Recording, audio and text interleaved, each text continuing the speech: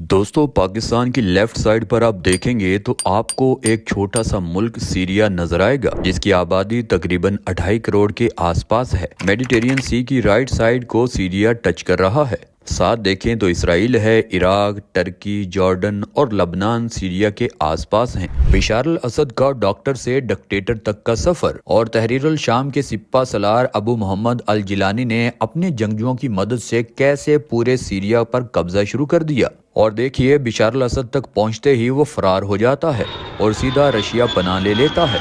बड़ी दर्दनाक स्टोरी है, मुकम्मल देखिएगा कि आखिर यहाँ तक नौबत कैसे पहुंची। तकरीबन 87% लोग इस्लाम को यहाँ फॉलो करते हैं। इसमें 74 यानी 74% सुन्नी मुस्लिम और 13% शिया मुस्लिम है। हालांकि शिया मुस्लिम काफी कम तादाद में हैं, मगर हुक्मरानी वही कर रहे हैं। थोड़ा पीछे जाएं हिस्ट्री की तरफ तो 1946 तक फ्रांस का सीरिया पर कब्जा था। अवाम की जद्दोजहद से फ्रांस से सीरिया को आजादी तो मिल गई, मगर इस अवाम ने आजादी की बजाय बहुत सारे दुख देखे हैं, क्योंकि आजादी के सिर्फ 3 साल बाद 1949 में मिलिट्री डिक्टेटरशिप का आगाज हो जाता है। 1963 में बाथ पार्टी की गवर्नमेंट बन जाती है, जो आज तक यानी 2024 तक कायम भी है। इस पार्टी की शुरुआत में हाफिज अल असद का बहुत बड़ा किरदार था। ये शख्स इंतहाई चालाक भी था और इसने 1963 में हाफिज अल असद एयरफोर्स का कमांडर बन गया था। इसके बाद उसने अपने खास लोगों को सीरियन मिलिट्री में अहम पोस्टें दिलवाना भी शुरू कर दी। 1967 में अरब मुल्कों की आर्मी और इसराइल के दरमियान एक बहुत बड़ी जंग शुरू हो जाती है। इसमें इसराइल ने अकेले अरब मुल्कों को हरा दिया। हाफिज अल असद इसराइल से मिलिट्री हार का जिम्मेदार अपने सदर को भी समझ रहा था और इस बयानिए पर अवाम में इसको काफी पजीराई भी मिली। अब आता है 1970। हाफिज अल असद अपने ही सदर को हटाकर 1971 में खुद सीरिया का प्रेसिडेंट बन जाता है। प्रेसिडेंट बनते ही उसे कुछ अहम काम जो जरूरी करने थे, वो अहम ओहदों पर शिया मुस्लिम को लगाना शुरू कर देता है ताकि उसकी पकड़ और मजबूत हो जाए। शिया मुस्लिम को हर जगह लगाने पर सुन्नी मुस्लिम काफी नाराज नजर आते हैं, तो हाफिज अल असद थोड़े परेशान हो जाते हैं। उसे अब बैक पर एक सपोर्ट भी चाहिए थी और वो सपोर्ट दी ईरान ने, यानी ईरान हर जगह हाफिज अल असद को सपोर्ट करना शुरू कर देता है। अब हाफिज अल असद पूरी तवज्जो अपनी मिलिट्री पर देता है और सबसे पहला दौरा रशिया का करता है। अब रशिया और सीरिया के दरमियान एक मिलिट्री डील साइन हो जाती है। इस डील के नतीजे में सोवियत यूनियन को सीरिया की नेवल बेसिस का इस्तेमाल करने की परमिशन भी मिल जाती है और सीरिया को बदले में रशिया ने एडवांस हथियार देने शुरू कर दिए। अब सीरिया खुद को काफी मजबूत समझ रहा था। हाफिज अल असद समझ रहा था कि इसराइल से जो 6 डे वॉर अरबों ने हारी थी, उसका बदला अब मौका है लिया जाए। 6 अक्टूबर 1973 को इजिप्ट के साथ मिलकर सीरिया ने इसराइल पर धावा बोल दिया। इजिप्ट ज्यादा देर इसराइल के साथ लड़ाई नहीं कर पाता और अनएक्सपेक्टेड सीज फायर कर लेता है। सीरिया अकेला एक बार फिर इसराइल से हार जाता है। अब इस हार का काफी बड़ा झटका हाफिज अल असद को लगता है और वहाँ की सुन्नी मुस्लिम आबादी खुलकर एहतजाज करना शुरू कर देती है। सुन्नी मुस्लिम लोगों की एक सिंपल डिमांड थी कि इस मुल्क पर शिया मुस्लिम को खास ओहदों पर लगाया जा रहा है, हमें भी पूरा हक दिया जाए, हम भी इस मुल्क के शहरी हैं, हमें भी पूरे हकूक मिले। अब ये एहतजाज अलीपो और हामा में काफी ज्यादा बड़ी तादाद में हो रहे थे। 1980 में माली के सदर सीरिया आते हैं, उनको रिसीव करने खुद हाफिज अल असद आते हैं।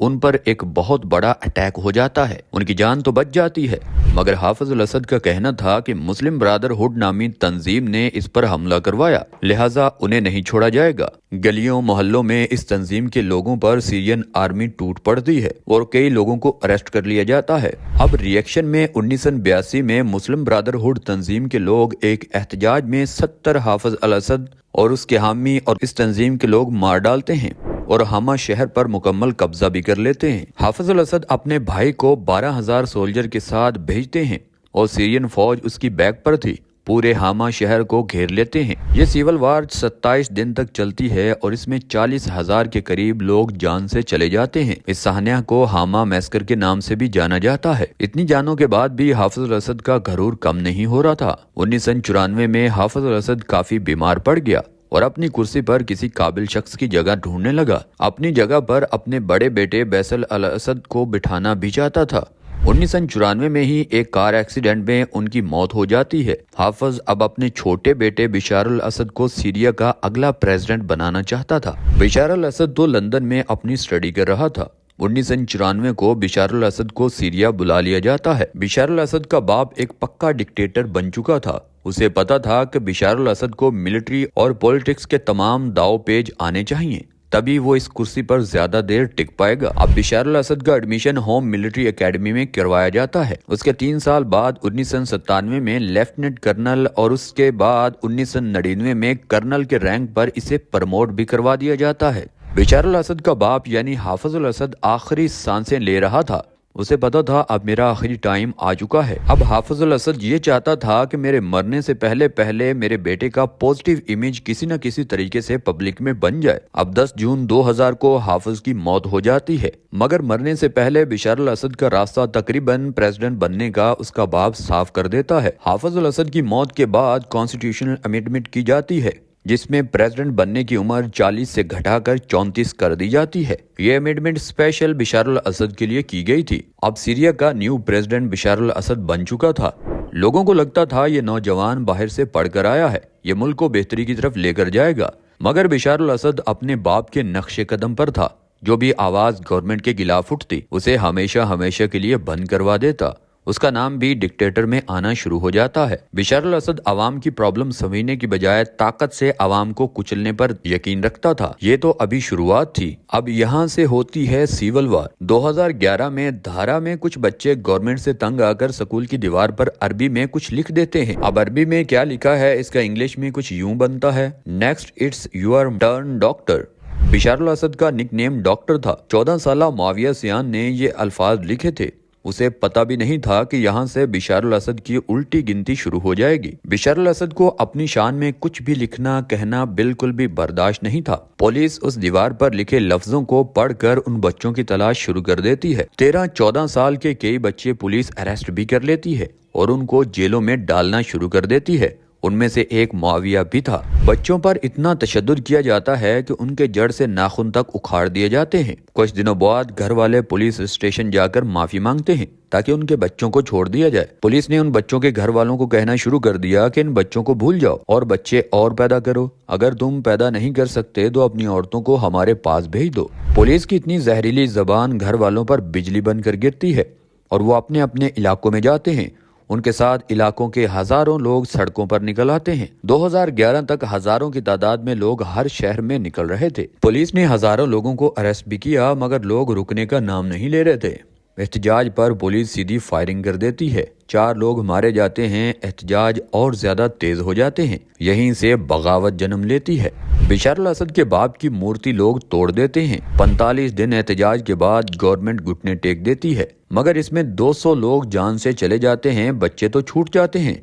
लोग अब भी सड़कों पर थे। लोगों के अंदर डर खत्म हो चुका था, मगर बशर अल असद की सरकार लोगों के अंदर डर बिठाना चाहती थी। फौज को गोली मारने का ऑर्डर दे दिया गया था। अब यहाँ से फौज जब शहरियों पर गोली चलाती है तो उससे कई शहरी तो जान से जाते हैं, मगर कई फौजी शहरियों पर गोली चलाने से इनकार भी कर देते हैं। बशर अल असद 150 फौजियों को भी मरवा देते हैं जिन्होंने अवाम पर सीधी गोली चलाने से इनकार किया था, ताकि हर जगह फौज में भी डर बैठ जाए। FSA नामी तंजीम सीरियन आर्मी से लड़ना शुरू कर देती है और आम शहरी इस मुसल्ला तंजीम का साथ देते हैं। बहुत सारे ट्रेंड सोल्जर भी फौज को छोड़कर FSA को ज्वाइन कर लेते हैं। टर्की और सऊदी अरब सुन्नी मुस्लिम लोगों की सपोर्ट करना शुरू कर देते हैं। FSA सुन्नी मुस्लिम तंजीम सीरियन आर्मी से लड़कर कई इलाकों और शहरों पर कब्जा कर लेती है। बशर al Asad Syrian army north से हटा कर साउथ में लगा देते हैं। इस मौके का फायदा उठाकर कुर्द लोग अपने एरिया को आजाद डिक्लेयर कर देते हैं। उनकी ख्वाहिश थी कि वो आजाद कुर्दिस्तान बना लें। सीरिया के नॉर्थ एरिया में काफी तादाद में कुर्द रहते हैं और अपनी आजादी के लिए कई सालों से सीरियन आर्मी से लड़ रहे थे। अब सीरिया में बशर अल असद को बचाना ईरान और रशिया के इंटरेस्ट में भी था,